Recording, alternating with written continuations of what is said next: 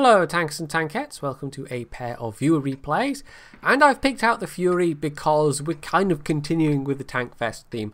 I thought, as Tankfest itself, the arena show, both days ended with the mock battle between Tiger131 and Fury.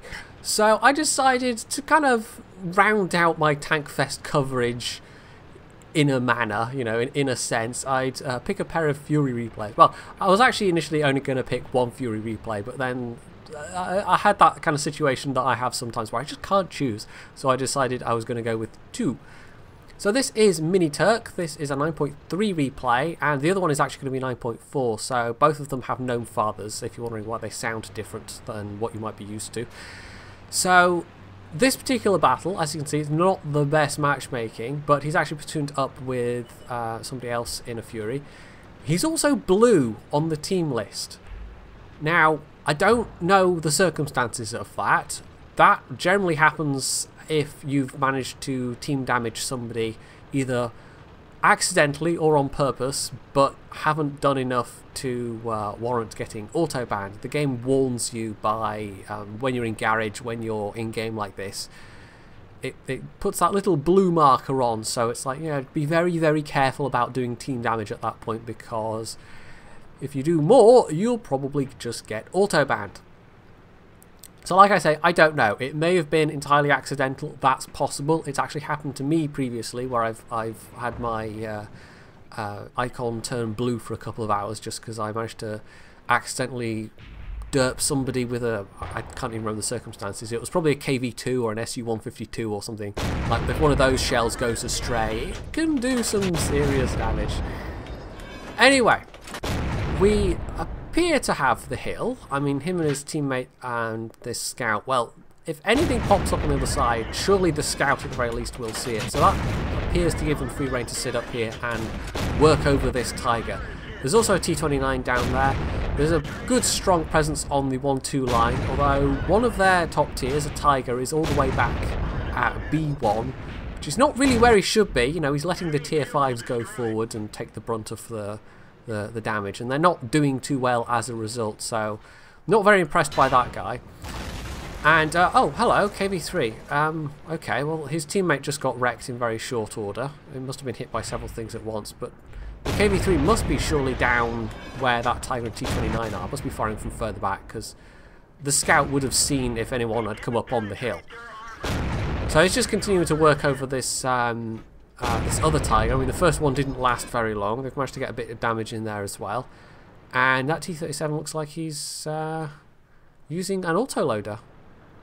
I wasn't... mind you, I haven't played that, so it's one of these things where, like, there's all these tanks in the game where I've never really played them. And so therefore I get surprised when they have particular guns that you just don't see them using very often. So clearly it does have an autoloader. Meanwhile, yes, there were actually tanks on the hill, and somehow that T-37 hadn't been able to spot them. So they were there, and I don't know, they were firing and still weren't getting spotted up until that point. So that was a bit weird, and unfortunate, because Miniturk's just lost a big chunk of health to that KV3. So at this point he decides he's going to get the hell out of there, because there's no point trying to hold back a KV3 in what is essentially an Easy 8. It's an Easy 8 with various gubbins on it, basically. It's if you're unaware, this was the tie-in for the film Fury, and it was only on sale for a limited time because they obviously had a marketing agreement with whichever studio made the film, so it was a promotional thing, basically. And it is basically an Easy 8. There's not that much to distinguish it from the regular Easy 8, apart from the fact that it's dressed up a bit, it's a premium, so it makes extra credit, and the fact that it got a crew that was supposed to look a bit like the cast from the film, although didn't really. So he manages to sneak a couple of shots in there. He's using APCR at this point because this damage has got to count, and that is a KV3. And even the side of a KV3 is fairly tough, so, you know, he could be firing AP, but it'd be much more likely to bounce. And it's just one of the perils of playing more armoured tanks like the KV3, that you will find yourself the target of premium ammunition more than, say, less armoured targets. Because less armoured targets, you just don't need it. So this is not looking so good. 6-7, but his team is distinctly on the back foot all over the board, really. The KV-3 and the T-29 are currently occupied by, well, I was going to say the T-34 and the VK, but the T-34's just died.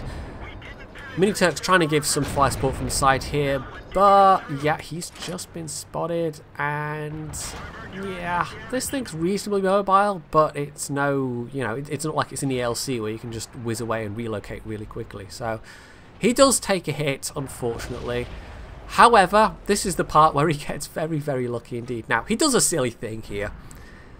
I don't know why he's backing up over the tracks, but his luck holds absurdly so. That bounce was incredibly lucky. He also just dodges a couple of shots from the other side. Now, this is marginally safer over here, but as you can see, this flank is now, the 1-2 line, it's not looking so good. The Tiger finally did move up, but probably far too late to actually do any good. And it's now just a Stuart Emil who is still full health somehow. And that Stuart Emil actually does quite a good job hanging on much longer than you'd think he'd be able to. So this isn't looking so good, but it's 9-10, you know, it's reasonably close. There is a good chance to actually pull this back. And at this point, he discovers, well, there's actually a rather specific place if you want to drive up over the tracks on this side. It needs to be that spot that's kind of just ahead of where the train locomotive is. You really can't get up any other bit of the slope than that. Or you might be able to in one of the faster light tanks, I don't know. But meanwhile, they've killed the KV-3. I mean, that VK-3002 actually does a really good job in this game. I think he comes... I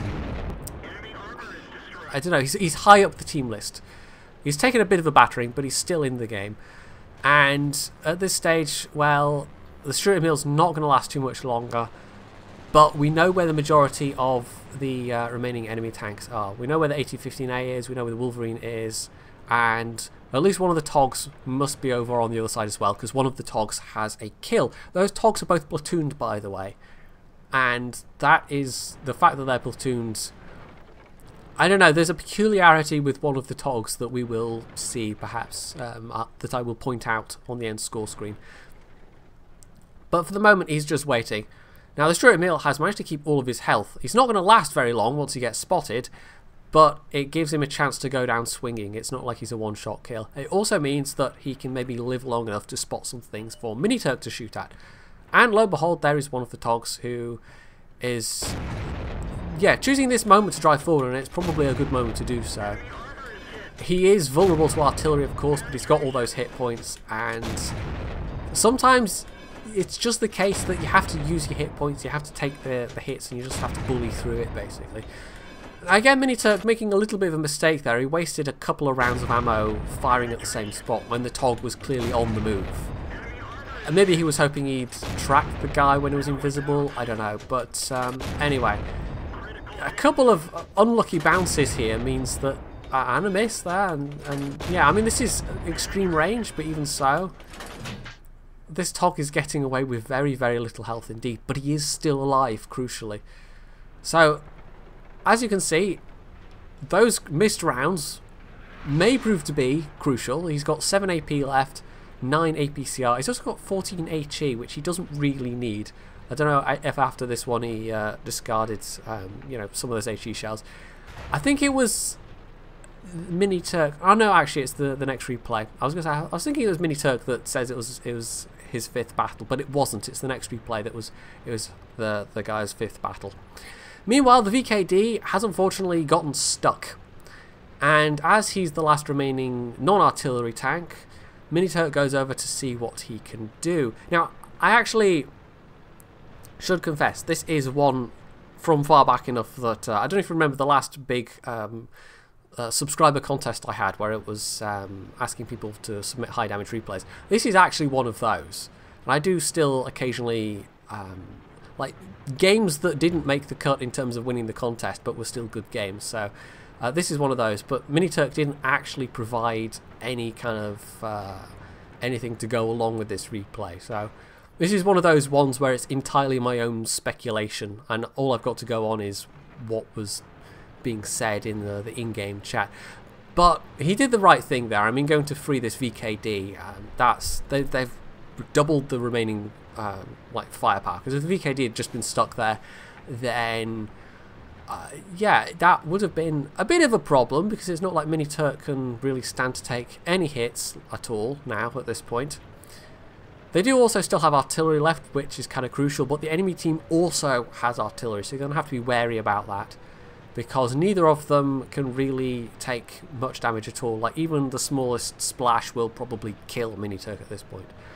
We know at least one is now trying to cap, and that may have been a mistake. I mean, it probably would have been better to go on the offensive and push together as a team. But the enemy team, well, you'll see, they end up being a bit disorganised, and that kind of is quite crucial. It's one of those things where even though they have the numbers, just one or two players at this stage of the game doing the wrong thing can actually seriously affect the outcome of a game. And you're going to see what I mean in a little bit. So that's 2 on the cap now. And yeah, instead of actually trying to go after these very low health tanks, they decide to cap. And that turns out to be a crucial mistake. So the Wolverine clearly is the one that went in the cap first. He doesn't have many hit points, he doesn't have a lot of armour, and this is an easy kill. And Miniturk manages to get most of the damage, but artillery gets the kill, unfortunately. The AT-15A, it's possible Miniturk wasn't quite sure where to hit this thing, because he's actually looking for the penetration marker with his reticle. And yes, just like all the other British tank destroyers, it has a number of rather prominent weak spots, but at this range it's a little bit tougher to hit those weak spots. He gets the decap, and the VKD all the while is doing his best to spot these guys, and they're actually working together rather nicely here. The VKD's spotting, not really having to expose himself for too long in order to do damage, which would be very risky, but it means that Miniturk could sit here, use his gun depression, and actually fire over that that railway, that flatbed truck. I don't know what you'd call that, but they've negated the immediate threat, and it just leaves a pair of Togs and artillery. Now, we know where one of the Togs was, we know he's very low health. The other one hasn't been seen at all, and it seems like there's a possibility that he is AFK. Now, we can understand the very, very low health Tog being shy, and the fact that the other one hasn't been spotted. I mean, if he was there, he would have to be high health, if not full health, because no one's seen him to shoot at him. So it then seems logical that he would be AFK. Like, if you follow through the reasoning in a situation like this, generally speaking, if somebody hasn't been seen by this stage of the battle, then yeah, they're not actually in the battle. And even though they're platooned, it's still entirely possible. So the VKD has pushed over, which is a little bit risky, because that Tog, well, the Tog's a one-shot kill, but the Tog is being backed up by artillery. And there he is. VKD manages to get the drop on him. Don't know if the VKD was spotted or not, but he gets away with it. And that's another crucial piece of information. If the enemy Tog had been back there on the 1-2 line, if he'd been really camping, he would have had an opportunity to shoot the VKD when the VKD was lit up. So that further supports the theory that this guy's just AFK on the cap circle. However, unfortunately, we're about to see that theory is entirely wrong. Now, Miniturk had obviously decided to go after artillery, but look on the minimap, that Tog popped up at the same time. Miniturk clearly focused on the artillery, didn't notice. This guy wasn't AFK at all. He was just camping so hard that he hadn't been spotted the entire battle, and even when it would have been crucial to push up with his teammate, when it would have been like they could have pushed over the tracks, like if they'd all gone over together, that could have been game changing. They could have won this. As it is, this is going to be, unless some miracle happens, a draw.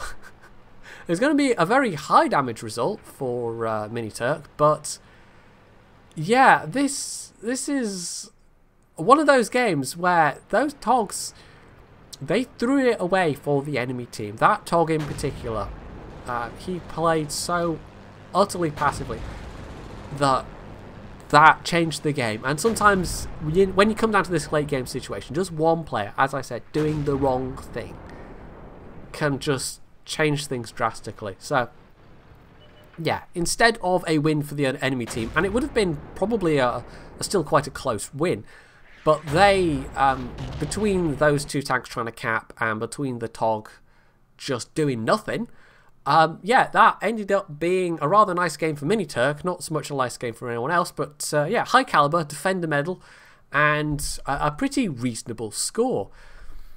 Now, I actually looked up that last remaining TOG. He was very low down on the enemy team. He had fired 15 shots, and I think he'd connected 2 or 3 shots, and really hadn't done a whole lot of anything in that battle. Like, he clearly sat at the back of the map for quite a lot of it, and, well, I suppose Miniturk couldn't have been too displeased with the result, because his base XP, given that it was a draw, was still over 1,000. So, you know, that's not too shabby, but all the same, that must have been quite frustrating to have worked that hard, and then, I don't know if he thought that last TOG was AFK, you know, it would have been a reasonable assumption to make, but all the same, to then pop over and find out that no, that wasn't the case at all, that was rather a nasty discovery. So yeah, if the guy had been AFK, I think that easily could have been a win for Miniturk. If that guy had been actually playing just a little bit better, it could have easily been a win for the enemy team, but as it was, nobody won, so that's a bit unfortunate. But it was still, you know, I think it was still an okay game. So that was a draw. Let's hope this one is a little bit better. Meany here is playing on the SEA server, and he has much better matchmaking, as you can see. There's no artillery to worry about. However, his own team is, yes, not so good. That also was the sound of somebody just doing some team damage. So, yes, the fact that this is the SEA server maybe explains what the majority of his team is doing right now. Because this flank here that he's trying to go to is very arguably the more important flank on steps. You can do a lot more on this side, basically. You can attack down it, you can much more easily defend your own cap from this side. So if you control this side of the map, that gives you a distinct advantage as opposed to controlling the other side of the map. His team doesn't really seem to know that, and yes, it's a tier 6 battle, but to get to tier 6 you surely have had to have played enough games on this map to notice a pattern forming, you would think.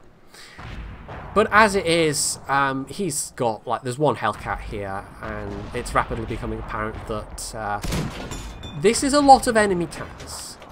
It's only 3 mediums so far, but they are going to be realising very quickly that there's no effective opposition here. The Hellcat's already dead, and there are some defending tanks, but you'll see from where the position that they're at, they don't last very long. It's actually very, very difficult to sit near the cap and defend on this map. It's a lot easier to defend from that eastern flank, because you've got terrain to use for cover there. And especially, I mean, we saw in the last battle with Miniturk that he was able to, at various points, use the gun depression of the Fury EZ8 quite effectively at various points. That's going to be even more true in this one, that Meany is basically going to spend most of his time in this battle while he's still alive. I'm slightly giving it away there. That he's going to be basically hull down. Now, you think hull down Sherman, you think generally the Sherman Jumbo. Well, but you're going to see even this thing, hull down, with this matchmaking, he's still able to bounce a fair amount. So it's basically, this is kind of like a last ditch, like, I mean, he's getting some help from his team, like the ones that did set themselves up in those defensive positions, but you're going to see why they're bad positions to be in, because they just don't last very long. But the fact that they are there, and the fact that these attacking enemy tanks have to divide even their fire, means that Meany is able to quite effectively use this position. Like, if it was just him here alone, then he would be entirely the focus of the fire of the enemies attacking. But they were shooting at other stuff, and you see how quickly those other tanks that were there just got wiped out, basically. That's why it's such a bad position, because there's very little terrain that you can use where you can't get shot from some angle. So that 88 is the last one left alive, and despite Meany, like, he's already racked up 1400 damage here. And they're now starting to pay attention to him, because that 88 is he's not going to last too much longer. But he's just, like, this is just a sheer desperation maneuver at this point. And it's paying off in terms of doing damage. He's managing to get some kills. But his teammates are only very belatedly coming back up the 1-2-3 line to try and do something here. And also, yes, I have to admire the balls of that B1. Like, he was just like, screw this, I'm going to take this guy, you know, never mind that this is outside my usual matchmaking, because he was platooned up with some of the other tier 4s. Never mind that his gun is vastly superior and that I probably can't pen him very easily. I'm just going to go for it anyway. So, you know, one of those things where you have to admire somebody's gumption, but maybe not particularly their tactical, you know, sense, their brains. So, he's taken 1 or 2 hits already, just trying to, like, I think he knew he wasn't going to last. But he's going down fighting as hard as he possibly can. And it just goes to show the quality of the rest of his team, that even though there really wasn't a lot of tanks on the other side of the map, his team have managed to, like, there was, what, 4 or 5 tanks that were sat in that very unsatisfactory defensive position near the cap, and we can see exactly how effective that was by how quickly they all died. But of the tanks that pushed down the other flank as well, they seem to take an awfully long time doing it. And in fact, of all those tanks that went down the other side, only the KV-85 really did made any kind of appreciable difference. Word that starts with a D.